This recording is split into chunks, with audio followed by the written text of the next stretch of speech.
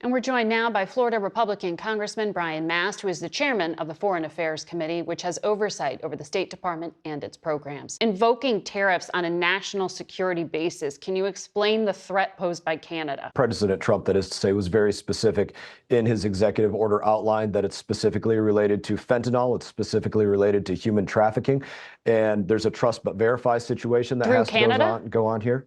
Through Canada as well, absolutely. Fentanyl through Canada, human trafficking through Canada, also with China in that mix for fentanyl as well. That was specifically outlined in it. And until that comes to an end, this is what's going to be on the table. And bear in mind as well that USMCA reauthorization is coming up in the coming up months and years. The violation has been to the United States of America as we go through State Department reauthorization to make sure that this moves forward, as well as purging of people throughout the State Department, other agencies where we're freezing aid. These are all very important and necessary steps to make sure that we secure America, and we're going to support that. I'm sorry, can I follow up on what you just said there? You want to authorize purging of State Department personnel?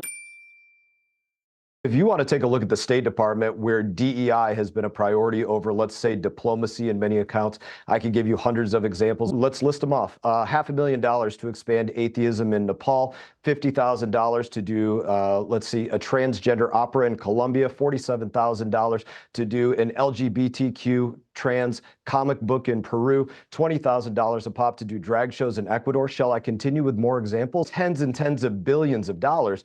And if you want to go to somebody else on the other side of the aisle, Samantha Powers, she had a worthy goal, although it was a stupid goal. She said she was hoping to get the amount of foreign aid, USAID dollars that go to actual aid, up to 30 cents on the dollar from 10 cents on the dollar. That's a major problem, that we have this agency that's all that goes abroad when it's the American workers' dollar. Most of these dollars that go out of USAID, 70+%, don't come from U.S. growers, U.S. farmers, U.S. ranchers, or go through U.S. ports. And that's another big problem for America.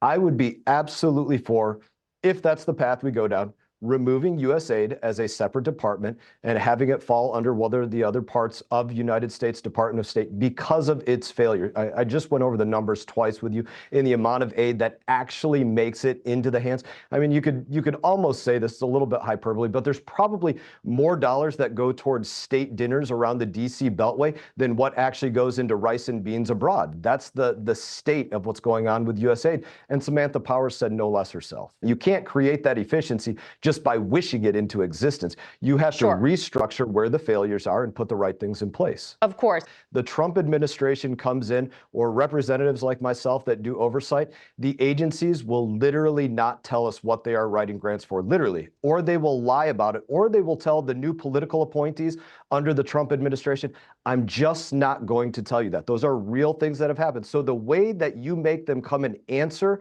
for where they are actually sending dollars is to say, we're freezing that, we're putting it on hold. You need to come to us and explain what it is you're doing, why you're doing it, and where it's actually saving life. And guess what? When they don't come explain something, that also begs the question, why were they doing it in the first place? But the way these...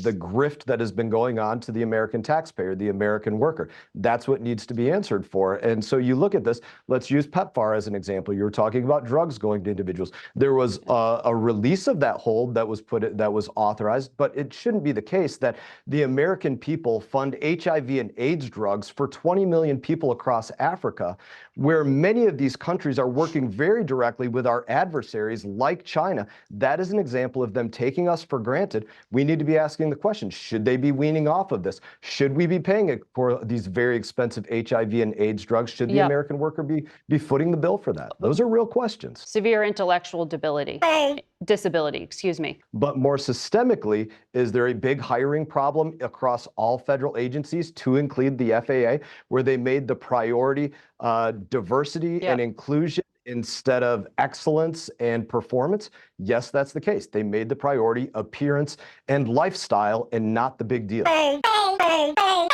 Congressman, thank you for your time today. I'm Donald Trump, and I approve this message.